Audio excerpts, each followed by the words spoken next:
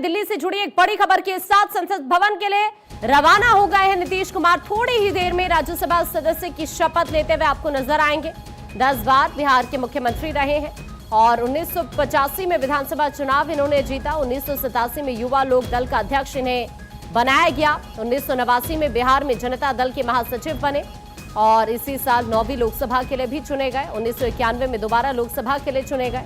राष्ट्रीय स्तर पर महासचिव की जिम्मेदारी भी इन्होंने संभाली है और अब से कुछ ही देर बाद चूंकि जानकारी ये मिल रही है कि वो रवाना हो चुके हैं राज्यसभा सदस्य के तौर पर शपथ लेते हुए अब आपको नजर आएंगे।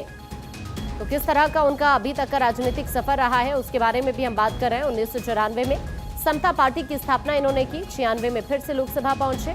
वाजपेयी की सरकार में केंद्रीय मंत्री बने। 1989 से 2004 तक लगातार लोकसभा चुनाव जीते। 1990 में वीपी सिंह की सरकार में पहली बार कृषि राज्य मंत्री बने। 2001 से 2004 के बीच रेल मंत्री के तौर पर महत्वपूर्ण फैसले भी इन्होंने लिए।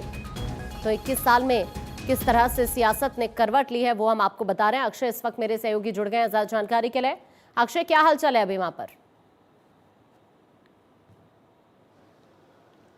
देखिए, नीतीश कुमार अपने आवास 6 के इमराज लेन से रवाना हो चुके हैं और संसद भवन पहुंच गए हैं। ऐसी खबरें निकल के सामने आ रही है। 12:15 के करीब वो राज्यसभा सांसद के रूप में शपथ लेंगे। निश्चित रूप से वहां पर जो जेडीयू से जुड़े हुए बड़े नेता हैं, संजय झा हो, ललन सिंह हो, तमाम लोग उनके साथ मौजूद रहेंगे। और ये कहा जा सकता है कि एक राजनीति के अलग पड़ाव पर नीतीश कुमार पहुँच चुके हैं, जबकि लंबे अरसे तक वो बिहार के सीएम रहे, लगभग 21 साल। और इसके अलावा केंद्रीय मंत्री रहे। नीतीश कुमार जब कल बोल रहे थे उन्होंने कहा कि दिल्ली में ही रहूंगा। इसका मतलब साफ है कि अब युवाओं को मौका देने का समय आ चुका है। बीजेपी की कोर ग्रुप की बैठक भी होने जा रही है। ये तय किया जाएगा कि बिहार का अगला मुख्यमंत्री कौन होगा। हालांकि तैयारियां बिहार से लेकर के दिल्ली तक चल रही हैं। ये माना जा रहा है कि नीतीश जब सांसद के रूप में शपथ ले लेंगे, राज्यसभा सांसद के रूप में पहली बार वो शपथ लेने पहुंचे हैं। साफ तौर पर है कि राजनीति का एक नया केंद्र बिंदु नीतीश कुमार रहे हैं और अब जबकि राज्यसभा के रूप में रहेंगे तो उनकी भूमिका किस तरह की होगी। हालांकि कुछ दिन पहले जेडीयू ने उनको राष्ट्रीय अध्यक्ष भी चुना हुआ है। इसका मतलब है दिल्ली से वो राजनीति अपनी करेंगे। लेकिन बीजेपी के लिए एक सुनहरा मौका है जब वो अपना मुख्यमंत्री बिहार में बनाने जा रही है।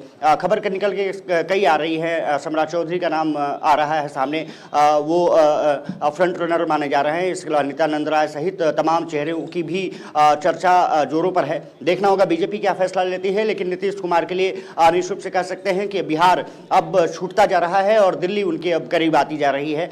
दिल्ली में उनकी भूमिका किस तरह की होगी ये देखना जरूर दिलचस्प रहेगा। क्या वो केंद्रीय कैबिनेट की भूमिका में या केंद्रीय मंत्री की भूमिका में होंगे या फिर वो सिर्फ जेडीयू अध्यक्ष और राज्यसभा सांसद के रूप में कार्य करते रहेंगे, इस पर भी एक नजरें रहने वाली हैं।